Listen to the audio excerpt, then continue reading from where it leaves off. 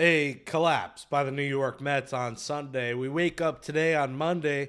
The Mets still do have the best record in baseball. They're 19-9. The sky is not falling. Those losses happen. They don't happen often. And on Sunday, I know I lost some sleep. I was very pissed off.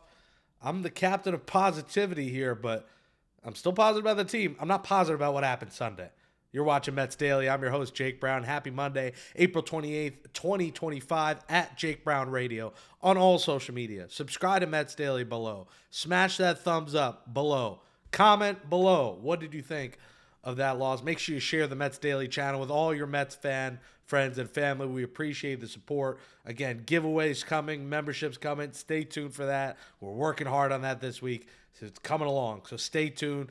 And TikTok Live, I've been crushing it. Pre-game, post-game shows at Jake Brown Radio on TikTok. Watch the lives we do. A lot of people chiming in from around the country, so I appreciate you all. And if you found me from TikTok, hello. Thank you for watching. Thank you for supporting.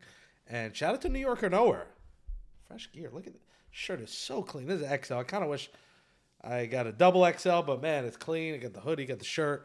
So check out New York or Nowhere, because this is style. Like this looks swaggy. The Mets didn't look swaggy on Sunday. You know, we thought this game was over. First inning, it's 5-0. You're watching the Knicks. Knicks end up winning. Mets are up 7-1. We're like, oh, there's no problem. Then you see 7-2, 7-3, then 7-6. You're like, what's happening? Are they going to blow this? And then the bottom of the ninth comes along, and the Mets lose 8-7. Let's break down exactly what happened here. First off, let's piece by piece break this down. 7-1.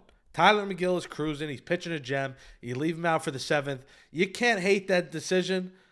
This bullpen has been taxed. You can't hate them. McGill also said after the game that he asked Carlos Mendoza to, put him back out there because he's been good. What are you going to do in that first play? I know it's going to be cut up in the highlights by the haters, by the Yankee fans. Juan Soto lost the ball in the sun. I don't think losing the ball in the sun really defends the he's a terrible defender thing. I mean, that screen grab you saw, deflection off the glass. I know people are like, he had sunglasses on, though. Have you ever worn sunglasses and looked up in the sun? It's still hard to see. Like, it's amazing that people think, like, you have sunglasses on. You shouldn't be blocked out by the sun. Sunglasses don't do everything. The sun is still the sun. It's the strongest thing. It's the world's strongest man is the sun and your eyes. So, yes, he has to make that play, though. The bullpen has to get the job done after that. That was one base runner. You can't blame the loss on Juan Soto. He got on base 4 times. Yes, I wish he got that ball. It happened. It's a once-in-the-blue moon play. I know a lot of people are piling up on him because of Friday night.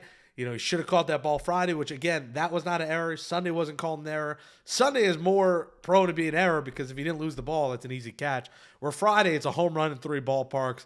He was battling against the wall. Either way, not the easiest of plays. They weren't routine fly balls. This one was, but again, that Sun. Remember, Nathaniel Lowe lost the ball in the Sun. He didn't catch it either. Alex Call fell over trying to catch a ball. The Sun was causing chaos on Sunday. So the bullpen's got to get the job done. And, they left McGill in. He got a strikeout, then a hit. They took him out. And, Jose Budo's numbers aren't terrible. I don't want to pound on the guy. I think the Mets need to send Jose Budo down. I am not as comfortable with him coming into games. I think the league has caught up to him. He really struggled in the postseason last year. He was okay down the stretch, but playoffs he wasn't. He's been very shaky so far this season. I just don't like Jose Budo in a role in this bullpen right now. I just think he needs to work on his stuff. And you could say, hey, he was in a low leverage spot, and he probably was 7-2 runner on. To me, I'd rather him get into mop-up duty and work his way back. I just think something is off with Jose Budo. So we'll talk about that in a bit. But Budo blows at 7-6. And then, listen, top of the ninth, you have second and third no outs. You got to score. And the first play is a diving play by Abrams. What are you going to do there? Listen, Starling Marte's not giving this team enough. And I know he had the walk-off the other day. But if you're going to go with the righty-righty, lefty-lefty thing that you love, then you got to pinch it with Jesse Winker there. And if you're not going to pinch it with Jesse Winker, if you follow me, you know how much I love bunts. Bunt the ball with Marte there.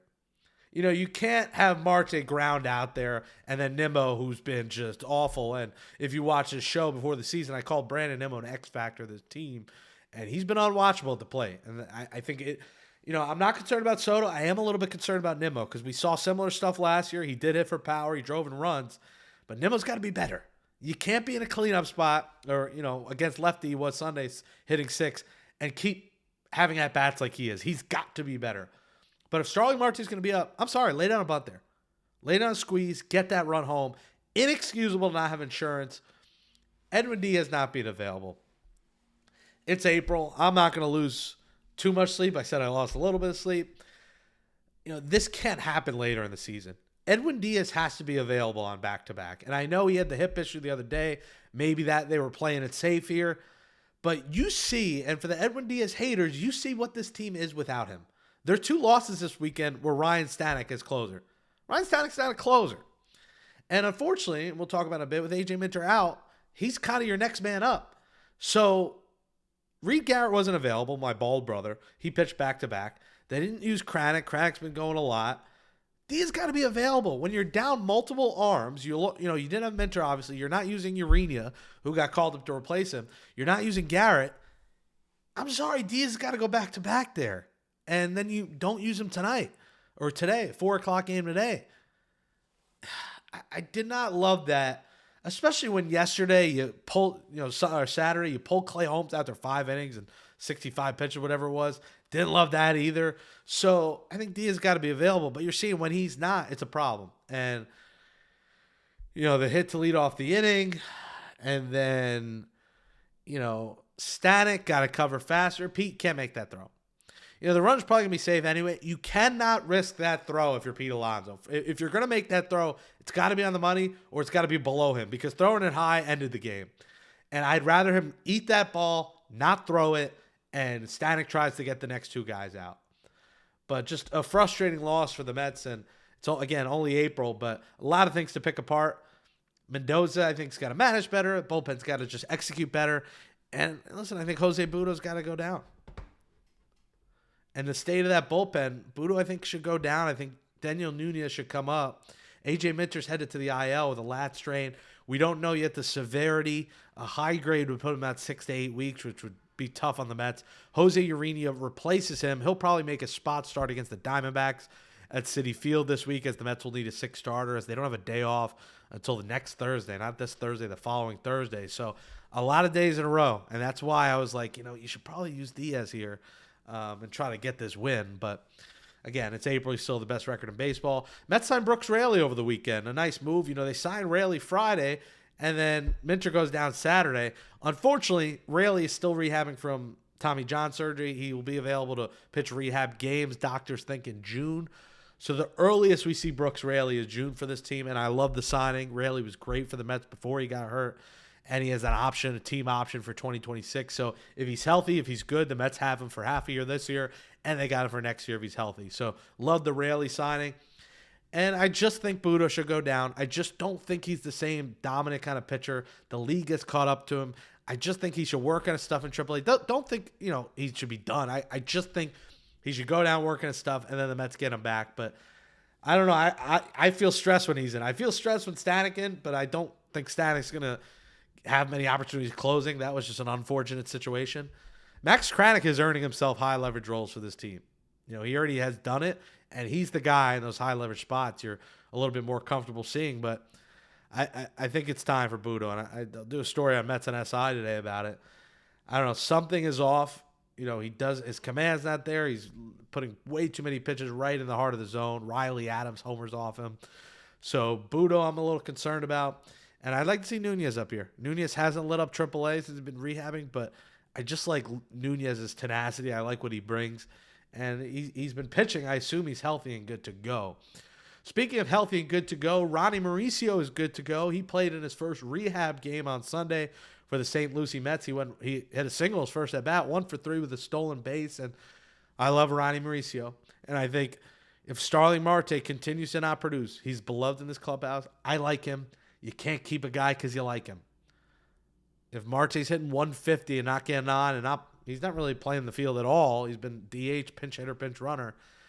It may come to a point in July the Mets have to look to shop him or maybe just cut him and get Ronnie up here. I think Ronnie provides a lot of value. He's a switch hitter. He could steal bases. He could play around the infield. He could probably play a little outfield, but not well. Probably more of an infielder and DH for this team. But Waker's not doing a ton, but he's doing a little bit more than Marte. Mets are an interesting spot because you think Mauricio will be a part of this team. When will it be? Where will he play? And who is he replacing? That's going to be it. Maybe he ends up just replacing Azakar. And the Mets end up keep throwing McNeil out there. You saw McNeil in center field Saturday. Luckily, no balls really came to him. They pulled him out to the 7th for a defensive replacement of Taylor. McNeil had a hit Friday, had a hit Saturday, so he is hitting a little bit. We'll see him out there against Trevor Williams today. But Mauricio's a name to keep an eye on. When will he be up and what his role will be? But I think you're going to see him at some point this summer on the New York Mets. You're going to see me every day, whether you're sick of me or not. And we're going to be talking Mets every day. They lost Sunday, a new day Monday, split the series, go home to Citi Field and play a good Diamondbacks team and keep the best record in MLB rolling. Smash that thumbs up. Comment, what do you think? Ronnie Mauricio, should Budo go down? Are you worried about the team at all? Is it just a loss in April, which I think it is, but everyone sound off in the comments. Follow me at Jake Brown Radio. Subscribe. Thank you so much for watching. We'll talk to you tomorrow. Hopefully after a series split against the Nationals today and a tough Diamondbacks team coming to Queens. Thanks for watching, everybody. Hope you had a great weekend. This is Mets Daily.